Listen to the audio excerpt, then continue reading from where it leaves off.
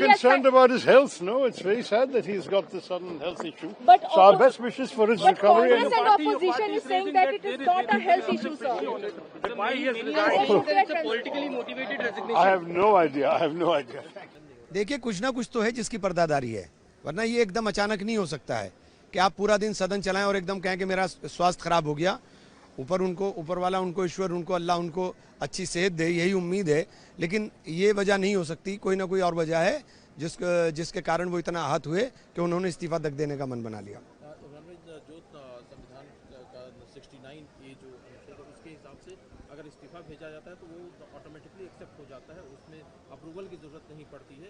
अगर ये रास्ता इख्तियार किया गया है तो लगता है कि कुछ सीरियस सरकार में चल रहा है। निश्चित रूप से कुछ ना कुछ तो है, ये मुझे जानकारी नहीं, लेकिन कुछ ना कुछ तो है। ऐसा नहीं है कि ये कोई अचानक एकदम हो गया हो।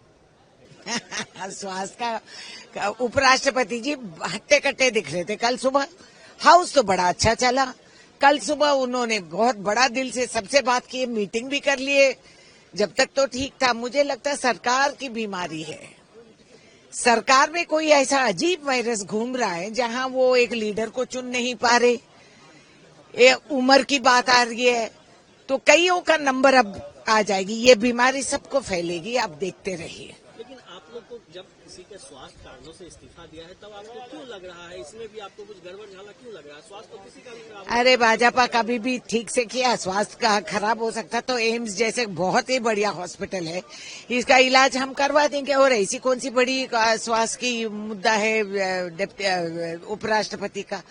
वो लंबे जम्बे जाट है, हट्टे कट्टे सब ठीक ठाक है, मगर ये सरकारी बीमारी है। ये अजीब वायरस भाजपा में घूमती रहती है, तो अब आके इनको भी ऐसी लग गई है। बहुत दुखद है और मुझे लगता है कि जो भी हुआ है वो सब सामान्य सा नहीं है। और उनके जैसा अक्खड़ मिजाज का आदमी जो बीमारी की हालत में भी अगर कभी वो थोड़े बहुत बीमार भी रहे तो वो सदन आ जाते थे और पूरा समय देते थे कुछ चेयर पर।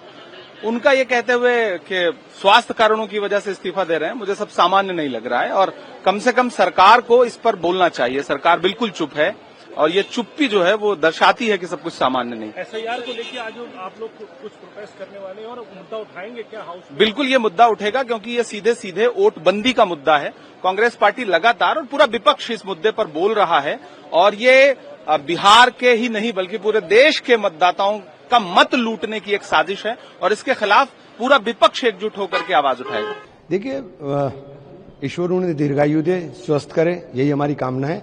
लेकिन सारा दिन काम कर रहे थे और अचानक इस्तीफा दे दिया तो ये समझ से बाहर है। सर, एक कंट्रोवर्सी और निकल के आ रही है कि 75 वर्ष पूरे होने जा रहे थे। ये भी कहा जा रहा है कि कुछ सांसदों के हस्ताक्षर भी कराए गए थे पेपर पे, ब्लैंक पेपर पे। पूरी आ रही सामने, क्या कहेंगे चीजों को? देखिए, इस बारे में तो मुझे जानकारी नहीं है, लेकिन बहरहाल कुछ ना कुछ तो अंदर है, कुछ तो राज है जिसकी पर्दादारी है। सर, मानसून का शीतकाल का मौसम हंगामेदार बना, पहले दिन काफी बहस देखने को मिली। आज क्या शांतिपूर्ण ढंग से कार्रवाई? नहीं, हम लोग चाहते हैं कि सरकार जवाब दे। देखिए, सरकार को हमने बार बार विशेष सत्र बुलाने के लिए कहा। सरकार ने कहा कि हम ऑपरेशन सिंदूर के ऊपर प्रधानमंत्री के आने के बाद जवाब देंगे, ठीक है, लेकिन एसआईआर के ऊपर हम चर्चा चाहते हैं और उसके ऊपर चर्चा होनी चाहिए। एसआईआर को लेकर आप लोगों का क्या मत है सर, क्योंकि लगातार ये सवाल उठा रहे हैं आप? देखिए, लोकतंत्र के ऊपर हमला है। आप किसी को भी मताधिकार से वंचित करने का काम करेंगे तो ये लोकतंत्र के ऊपर पूरी तरह से हमला है। आखिरी सवाल होगा सर आपसे, ऑपरेशन सिंदूर को लेकर अगले सप्ताह लोकसभा में 16 घंटे और राज्यसभा में 9 घंटे आरक्षित किए गए हैं बहस के लिए। केंद्रीय रिजिजू का भी स्टेटमेंट आया कि हम बहस के लिए तैयार हैं, राजनाथ सिंह जी का कहना है, लेकिन कांग्रेस बात नहीं करना चाहती। नहीं, हम बात करने को तैयार हैं। हमने कब कहा नहीं? आप तैयार हो जाइए। अब हम चर्चा के लिए तैयार हैं। आप टाइम तय कर दीजिए। टाइम तय कर आप लोग आश्वस्त हैं? हाँ, बिल्कुल, टाइम तय कर दीजिए, आप डेट फिक्स कर दीजिए, हम तैयार हैं। हम लोग तो अब सार्थक बहस के लिए तैयार हैं। पूरी तरह से हमारी पार्टी तैयार है। सब जगह हम बोल तो रहे हैं, हमने कहा मना किया है। हम चाहते हैं सदन सुचारू रूप से चले और सरकार जो मुद्दे हैं उन मुद्दों के ऊपर सरकार जवाब दे। राहुल जी ने भी कहा कि बोलने नहीं दे रहा। ये तो बहुत ही दुर्भाग्यपूर्ण है कि राहुल जी माइक मांगते हैं और राहुल जी को माइक नहीं मिलता। वरना नेता प्रतिपक्ष अगर खड़ा होता था तो सब शांत होकर के उसको सुनते थे, या नेता सदन खड़ा होता था तो सब लोग उसको सुनते थे। लेकिन ये बहुत ही दुर्भाग्यपूर्ण है। धनखड़ जी ने तो मैंने कह ही दिया भैया कि आप सुबह भी अपमानित किए, आज से जो मैं कहूं वही जाएगा। तो आप चैलेंज कर रहे हैं संविधान को, चैलेंज कर रहे हैं लोकतांत्रिक मूल्यों को। फिर उसके बाद शाम में आप एडवाइजरी की बैठक रख करके आप अपमानित कर दिया। लगातार इस लोकतांत्रिक मूल्यों में जब भारत के 140 करोड़ लोग परेशान हैं, अब मुख्य कानून है क्या? लगातार उनका प्रोग्राम आ गया 2 दिन के बाद, यदि अस्वस्थ होते तो पहले रिजाइन करते या बाद में करते। तो बहुत बड़ा घालमेल और तालमेल तो है, चाहे वो वर्मा जज का मामला हो, चाहे अन्य मामले हो, कहीं पे निगाहें कहीं पे निशाना है। देखिए हर जगह है ना, न्यायपालिका में भी गए हैं, कल उनको एफिडेविट जमा करना था इलेक्शन कमीशन को, और जो हाहाकार मचा हुआ है, आप जैसे हमारे साथी जब अराजकता की स्थिति बताते हैं, बेदखली के बारे में बताते हैं, तो उन पर एफआईआर हो जाती है। तो लोकतंत्र में मतदाता अगर महफूज नहीं है तो फिर लोकतंत्र महफूज नहीं है। और जो चीफ इलेक्शन कमिश्नर है उनको ये सोचना चाहिए कि इतिहास उनको किस प्रकार याद करेगा। अगर एक बार उस बात का ध्यान रखेंगे ना तो अपनी कार्यशैली में आमूलचूल परिवर्तन करेंगे। मैं क्या कहूं, स्वास्थ्य कारणों से उन्होंने दिया है। मुझे इस सरकार की कुछ चीजें जो बेहद परेशान करती हैं, और मैं अकेला नहीं हूं। ओपेसिटी इनका हॉलमार्क हो गया है, गैर पारदर्शिता। कोई निर्णय क्यों होता है, क्यों कोई व्यक्ति बीच अपने कार्यकाल में इस्तीफा दे देते हैं, ये पूरी सरकार पर प्रश्न है। और मुझे पता नहीं अभी तक माननीय प्रधानमंत्री जी ने इस पर कोई अपनी प्रतिक्रिया दी है कि नहीं, ये भी चिंता का विषय है। देखिए, मैं सबसे पहले तो उनके स्वास्थ्य के लिए जो है कुदरत से प्रार्थना करता हूं कि वो उनका स्वास्थ्य अच्छा रहे। और अचानक जिस तरह से उन्होंने इस्तीफा दिया, एक चिंता की बात तो है, सब जगह अटकलें लग रही हैं, लेकिन मैं तो महामहिम राष्ट्रपति जी को, क्योंकि उनका अधिकार है, ये उनसे आग्रह करूंगा कि उनका इस्तीफा जो है स्वीकार कर दें। अच्छा जो है उनका कार्यकाल रहा है, वाद विवाद हो सकते हैं, लेकिन एक अच्छा व्यक्तित्व है और किसानों के लिए हमेशा से खड़े रहे हैं। जिस तरह से उन्होंने सरकार से अलग हटके भी कई विषयों को उठाने का प्रयास किया है, तो मैं तो स्पष्ट कहूंगा कि मेरी राय है और मैं महामहिम राष्ट्रपति से मांग करता हूं कि उनका इस्तीफा स्वीकार किया जाए।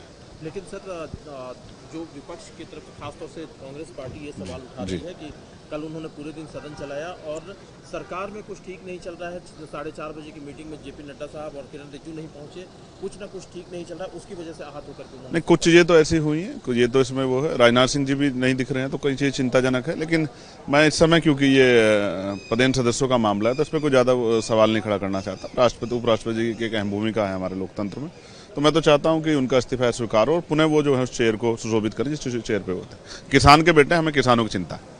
देखिए, जो इस्तीफे की बात है, तो जो हम लोगों को जानकारी मिली है स्वास्थ्य को लेकर के, तो इसमें हम लोग क्या बोल सकते हैं, किसी का व्यक्तिगत फैसला है और स्वास्थ्य को लेकर के है, तो क्या राजनीति के मायने निकाले इसमें। लेकिन उससे महत्वपूर्ण यह है कि भारतीय जनता पार्टी किसी को वोट नहीं डालने देना चाहती, और बिहार में जिस तरीके की कार्रवाई चल रही है, इसी तरह उत्तर प्रदेश में जानबूझ करके भारतीय जनता पार्टी ने इलेक्शन कमीशन से मिलकर के और प्रशासन के सहारे बड़े पैमाने पर वोट काटे थे, डिलीटेड शो किया था। और जिस समय हम लोगों ने आपत्ति की और आरोप लगाया तो उन्होंने हमें नोटिस दिया। नोटिस के जवाब में मैंने खुद समाजवादी पार्टी से सभी लोगों ने, कार्यकर्ताओं ने, नेताओं ने मिलकर के 18,000 जिन्होंने वोट डाले थे बाद में डिलीटेड कर दिया था उनका, और वो वहीं थे, जिंदा थे, लेकिन 18,000 का विद एफिडेविट इलेक्शन कमीशन को जानकारी दी, लेकिन किसी भी अधिकारी के खिलाफ कभी कोई कार्रवाई नहीं हुई है। और बूथ पर भारतीय जनता पार्टी के लोग पता नहीं कौन सी मशीन रखते हैं कि अगर आपको वोटर आईडी चाहिए जो आपका इलेक्शन कमीशन बनाता है, वो 5 मिनट बना देते हैं। आधार कार्ड चाहिए जिसको, वो 5 मिनट बना देते हैं। तो ये कौन सी मशीन है भारतीय जनता पार्टी के पास जो बूथ पर तुरंत वोटर आईडी जो इलेक्शन कमीशन देता है वो बना देते हैं और आधार कार्ड बना देते हैं। इस पे विचार सरकार को करना चाहिए। कोई ऐसा कार्ड बने जो बूथ पर नकली ना बना पाए, जनता नकली ना बना पाए, या कोई भी जो बनाना चाहे न नकली बना पाए।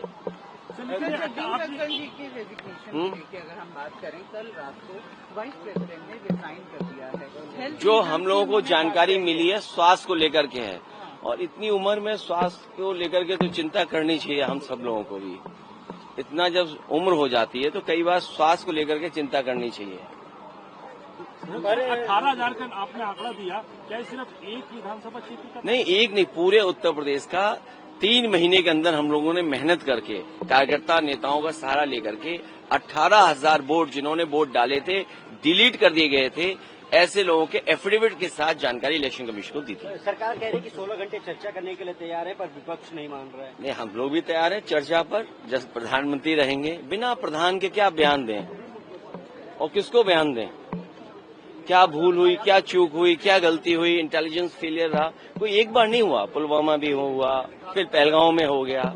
और बीजेपी की सरकार का पुराना इतिहास उठाओगे, यहीं पर गोलियां चल रही थी जहां हम और आप लोग खड़े हैं। जहां नई लोकसभा बनी, इसी तरफ से गोलियां चल रही थी। और कन्नौज की एक जो महिला इसमें थी, फोर्स में, पैरामिलिट्री फोर्स में, उसकी जान भी, वो शहीद भी हुई थी।